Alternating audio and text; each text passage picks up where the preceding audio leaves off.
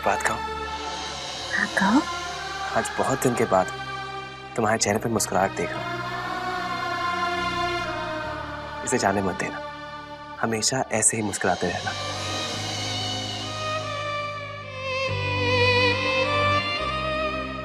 वादा करो ऐसे कभी मुझे अकेला छोड़कर नहीं जाओगे। नहीं जाऊंगा संध्या, तुम्हें अकेला छोड़कर कभी नहीं जाऊंगा। नीरज,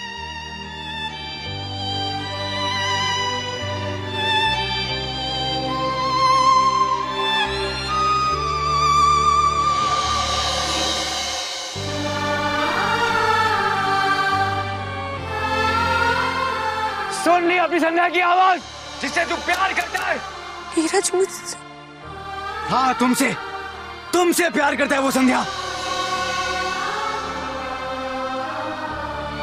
मुझे तो यकीन ही नहीं होता कि नीरज ने अंजलि को अपने जीवन साथी के रूप में पसंद कर लिया।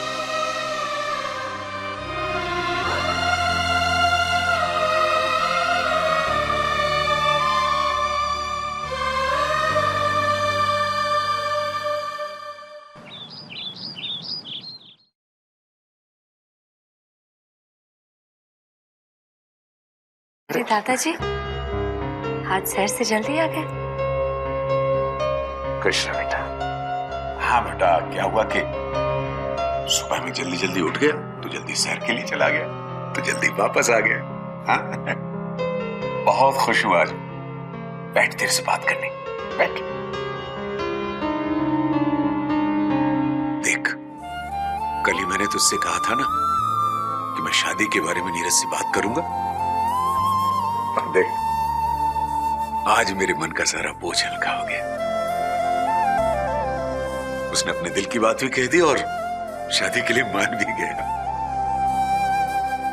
यहां तक कि अंजलि के माता पिता भी इस रिश्ते के लिए राजी हो गए और वो आज ही यहां आ रहे हैं। बेटा, कल मैंने नीरज के आने की खुशी में एक पार्टी रखी है। मैं सोचता हूं कि उसी में मैं उसकी सगाई पक्की कर दूंगा और शादी की तारीख भी तय कर दूंगा। ठीक है ना बेटा? मैं जानता हूं कि ये सब तुम्हारे कारण ही हुआ है। तुम्ही ने नीरज को समझाया होगा, उसे शादी के लिए मनाया होगा। पहले तुमने नीरज को हमसे मिलवाया और अब तू उसके प्यार से उसको मिलवा रही है। कहाँ दादाजी, मेरे समझाने से क्या हो जाता? जब दो दिलों में प्यार होता है तब उनका मिलना तो तय होता है ना। नहीं बेटा, नहीं। मेरा पूरा विश्वास है कि ये सब तेरी ही प्रार्थनाओं का फल है बेटा। तुम्हारे कारण ही नीरज यहां आया, उसने हम सबको माफ करके इस परिवार को अपना लिया। मैं जो चाह रहा हूं वो हो रहा है बेटा। तुम्हें पता है, मैं ये मन से चाहता था कि नीरज की शादी अंजलि से हो जाए। अब तो तुम इस परिवार का एक हिस्सा हो गई हो, तो अब तुमसे क्या छुपाना।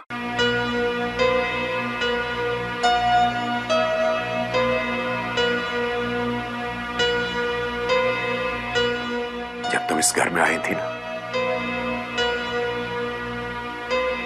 तो तुम्हें लगा होगा कि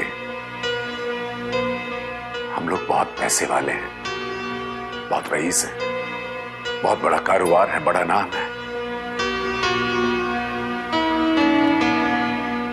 लेकिन नहीं, ऐसा कुछ भी नहीं है बेटा। ये सब कुछ दिखावा है, सिर्फ दिखावा। अंदर से सब खोखला है।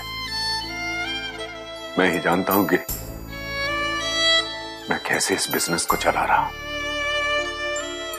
मेरा एक ही बेटा था जो इस बिजनेस को आगे बढ़ा सकता था, रमेश, नीरज का पिता। मगर मेरी इज्जत और मेरे घमंड ने उसे खो दिया। अब मेरे किसी भी बच्चे में यह योग्यता नहीं है कि इस बिजनेस को आगे बढ़ा सके। अब दिन ऐसा आ गया है बेटा कि इस घर की एक एक ईंट, एक एक दीवार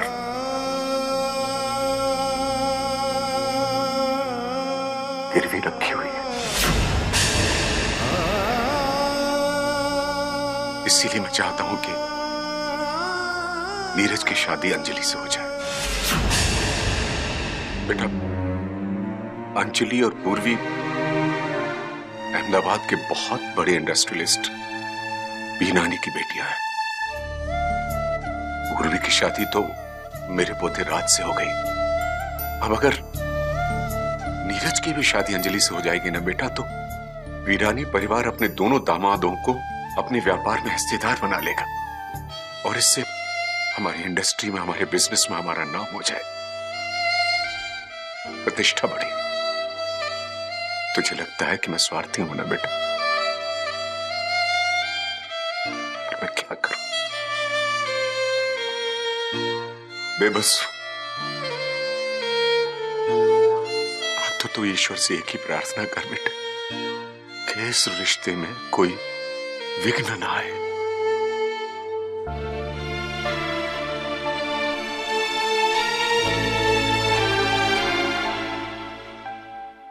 दादाजी, अच्छे लोगों के साथ हमेशा अच्छा होता है। और मैं जानती हूँ कि भगवान आपकी इच्छा जरूर पूरी करेंगे, लेकिन फिर भी मैं आपके लिए और इस पूरे परिवार के लिए प्रार्थना जरूर करूंगी। खुश रह बेटा, खुश रह।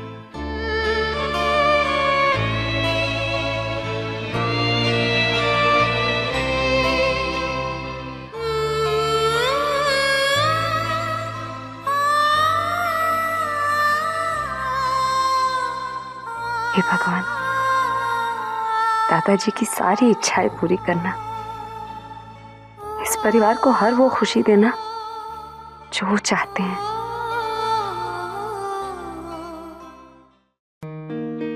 गॉड, सब कुछ कितनी जल्दी हो रहा है। कल तक मैं संध्या को अपने दिल की बात बताने में घबरा रहा था और आज बात हमारी शादी तक पहुंच गई है। कल दादाजी हमारे एंगेजमेंट अनाउंस कर देंगे। घर में हर कोई हमारी शादी की बात कर रहा है, पर इन सबके बीच संध्या कहाँ है? वो क्यों मुझसे दूर है? मैं उसकी आंखों में भी खुशी देखना चाहता हूं।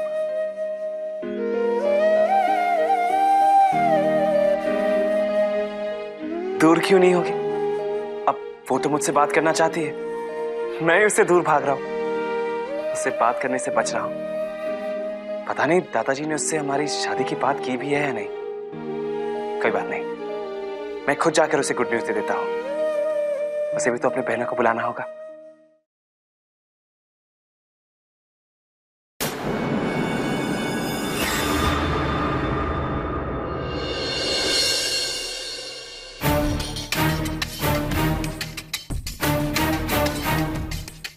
आप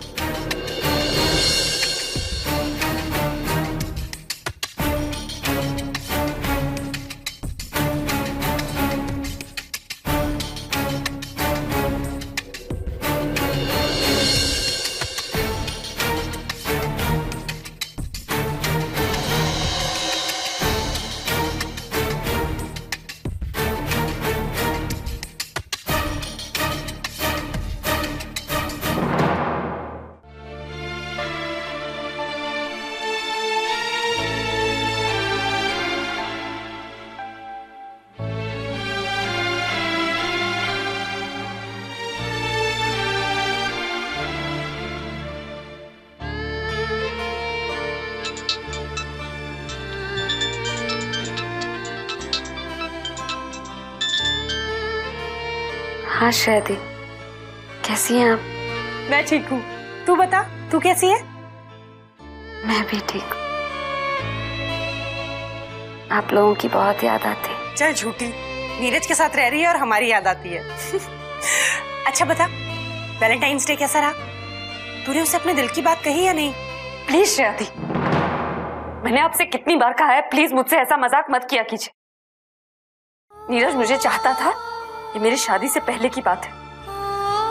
उसके बाद मुझे कभी भी उसने उस नजर से नहीं देखा। हम सिर्फ और सिर्फ अच्छे दोस्त रहे। और वैसे भी नीरज बहुत जल्द अपनी पसंद की लड़की से शादी करने वाला है।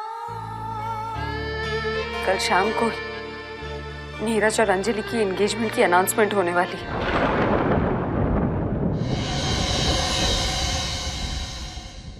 अंजलि, ये कौन है? अंजलि नीरज के चचेरी भाभी की बहन है। नीरज और अंजलि एक दूसरे को चाहते हैं और शादी करने वाले। ये बात इस घर में सबको पता है और सब बहुत खुश हैं। मैंने इस सच्चाई को स्वीकार कर लिया है। अच्छा होगा आप सब भी कर लें। नहीं संध्या, ये सच नहीं है। देख, जरूर कोई गलतफहमी है। मैं इस बात को नहीं मानती, ये सच नहीं हो सकता। आपके मानने या मानने से कुछ नहीं होता श्रेयाती। होगा तो वही ना जो नीरज चाहता है, उसके घर वाले चाहते हैं। इसलिए प्लीज आप इस बात को हमेशा हमेशा के लिए भूल जाइए। नीरज इस रिश्ते से बहुत खुश है और मैं नीरज के फैसले से। शायद मैं फोन रखती हूँ, आप घर में सबको मेरा प्यार देना। Bye. Sandhya, Sandhya,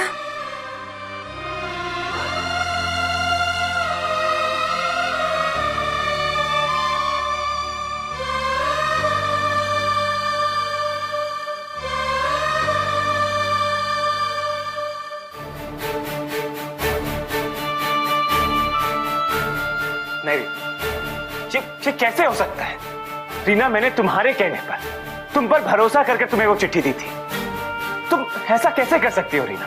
I am sorry भैया, प्लीज मुझे माफ कर दीजिए, मुझसे बहुत बड़ी गलती हो गई। रीना, ये सिर्फ गलती नहीं, और अगर तुमने संध्या को चिट्ठी दी नहीं तो फिर उस दिन संध्या वो लाल साड़ी और लाल गुलाब पहनकर मेरे सामने कैसे आई? भैया, वो मैंने ही उन्हें कहा था कि वो मेरे ही कहने पर लाल साड़ी पहनकर और बालों में लाल गुलाब लगा के आई थी। उन्हें तो पता भी नहीं था कि ऐसा करके वो आपके प्यार को एक्सेप्ट कर रही हैं। मैंने सोचा मैं बाद में उनको सब कुछ बता दूंगी, पर मेरे कुछ बताने से पहले ही बात इतनी बढ़ गई। रीना, तुम मेरे पास क्यों नहीं आई? तुमने आखिर मुझे क्यों नहीं बताया? भैया, आप संध्या दी का जवाब सुन के इतना खुश थे कि मेरी हिम्मत ही नहीं हुई आपको कुछ बताने की। मुझे लगा बाद में सब कुछ ठीक हो जाएगा। कुछ भी ठीक नहीं हुआ रीना। लेटर तो उसे मिला ही नहीं, और लेटर दादाजी तक कैसे पहुंच गया? वो चिट्ठी गलती से इसने अंजलि की किताब में रखी थी। इससे पहले कि वो चिट्ठी निकाल लेती, अंजलि ने उसे पढ़ लिया और सोचने लगी कि तुमने वो चिट्ठी उसे लिखी है। और फिर लाल गुलाब और लाल साड़ी पहनकर उसने भी तुम्हारे प्यार को हाँ कह दी। अब वो तुमसे प्यार करने लगी है और शादी भी करना चाहती है। और फिर वो चिट्ठी कांता तक पहुंची, कांता से सरिता तक, और सरिता से फिर तुम्हारे दादाजी तक पहुंच गई। फिर सब लोगों ने यही सोचा कि तुमने वो चिट्ठी अंजलि को लिखी है। इसलिए बेटा, सब लोग तुम्हारे और अंजलि की शादी की बात कर रहे हैं। बाप, ये आप कैसी बातें कर रही हैं? मैं संध्या से प्यार करता हूं और मैं सिर्फ संध्या से ही शादी करूंगा।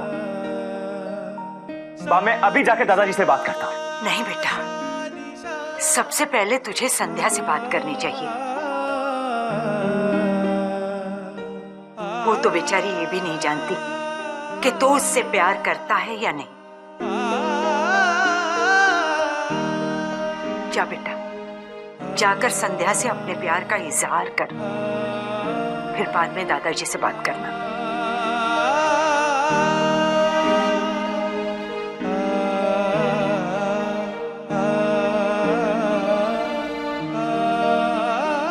भैया, आई एम सो सॉरी। मैं आपका प्यार संध्या दी तक नहीं पहुंचा पाई। कोई बात नहीं रीना, ये शायद इसीलिए हुआ है ताकि मैं उससे अपने प्यार का इजहार खुद उसके सामने जाकर करूं।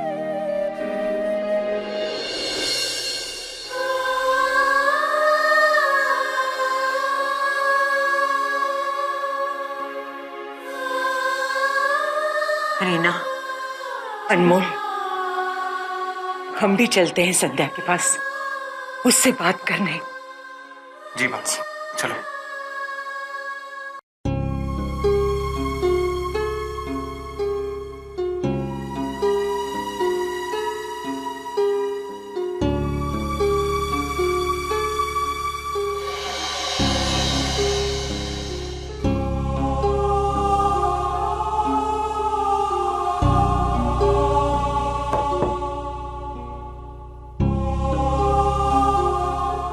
नीरज, वहां क्यों खड़े हो? और ऐसे खुले दरवाजे पर नॉक करना कब सीख लिया? आओ ना।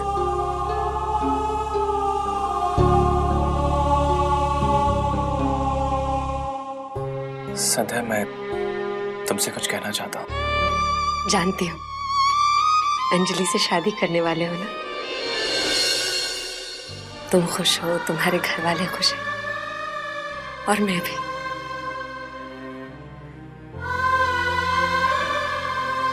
लेकिन पता है मुझे ज्यादा खुशी कब होती? अगर तुम्हारे घर वाले नहीं, तुम खुद आकर मुझे ये बात बताते। ये सोचती हूँ शायद तुम पिछले 2 दिनों से मुझसे यही कहना चाहते थे लेकिन कह नहीं पाए। पता नहीं ज्यादा शर्मा रहे थे या ज्यादा खुश थे।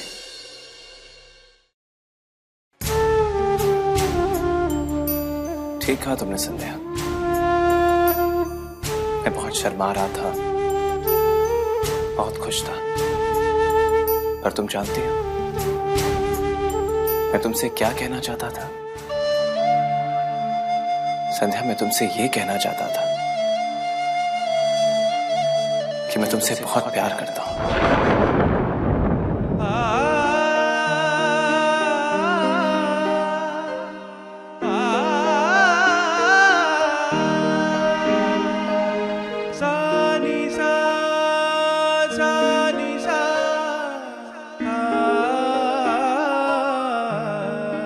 हाँ संध्या,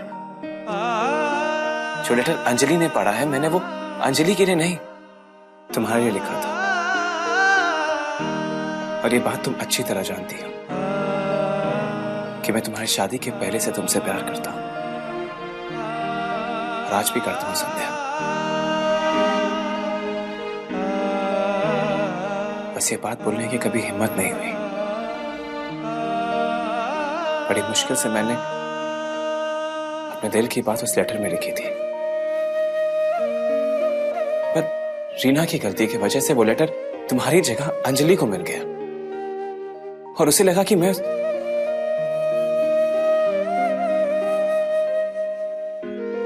पर सच्चाई सिर्फ यही है संध्या कि मैं सिर्फ तुमसे प्यार करता हूं, और मैं शादी भी सिर्फ तुमसे करूंगा।